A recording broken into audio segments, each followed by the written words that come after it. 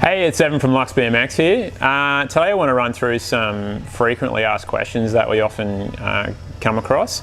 I want to try and do a little bit more of this, so if you guys do have any questions that you wanted to put to us, then certainly chuck it in the comments below, and then you know, if you see a question that relates or is something you'd like to know more about, certainly like it, and we'll see what we can do as far as chucking it in.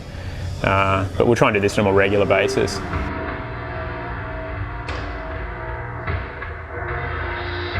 The first question probably wanted to go through, and this is kind of random, but it relates to tyre sizing.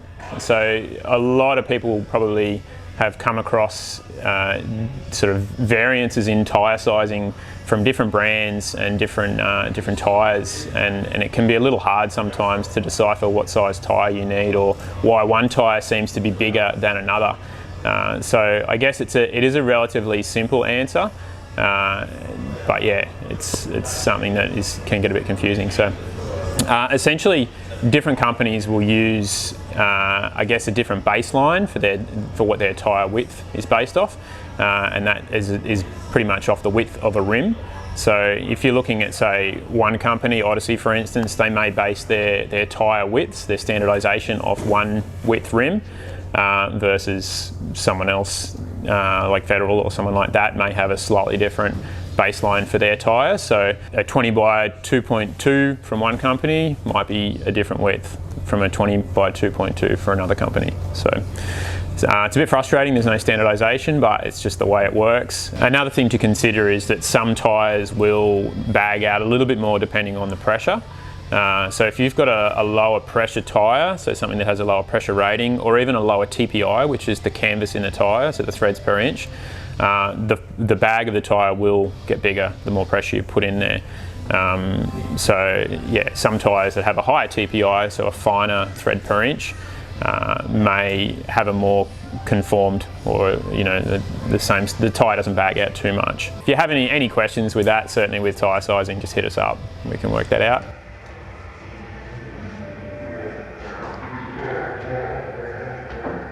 Another question that we get asked often, and it's pretty straightforward, but I guess there's probably, you know, people are just a bit unsure about stuff, is just cutting down handlebars and forks. The simplest way with that sort of thing is pretty much with a hacksaw. If you have an angle grinder, certainly, and you know what you're doing, you can use a cutting blade. But certainly the standard measure twice or 3 times and cut once is always a good idea.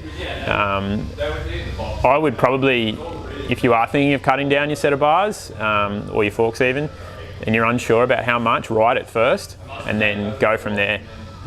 You know, you can always cut a little bit off, but you can't put it back. So that's a really simple thing. So take your time, measure it. It's certainly easier on a set of bars if you can clamp them into something like a vise to cut them off, but yeah, you just want to make sure how you clamp it. You don't want to damage the bars, obviously. It's pretty hard to do on the bike, but certainly seen guys do it. Just depends on how much patience you have, or your forearms, how strong you are. So same thing with the forks. So just take your time and set yourself up for that sort of thing.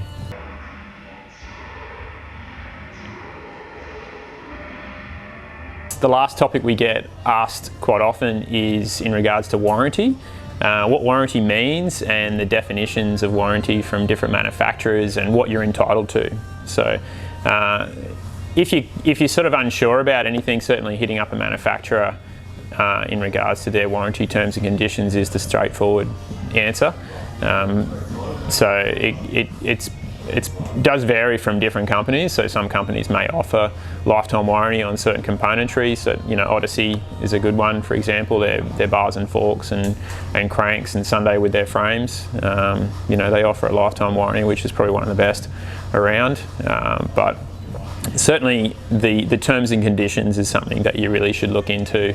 So if you do come across an issue with a product you have, you know, you can certainly contact us, and we can take it from there. But jump on the manufacturer's website and look up their warranty terms and conditions to see what you're entitled to.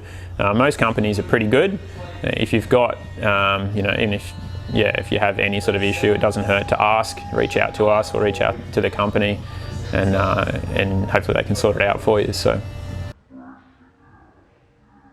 So that wraps it up for today. As I said before, if you have any questions, anything that you'd like an answer to, there's no such thing as a stupid question. Just hit us up in the comments. If you see someone else, if you see another question that you like, certainly like it, and we can do our best to sort of get through all these kind of questions and get you guys the information that you need. So so that's it for today. Thanks for watching, and we'll catch you out there. See ya. Hit us up in the comments below. That wasn't me farting. Okay, this is gonna keep going. You're right.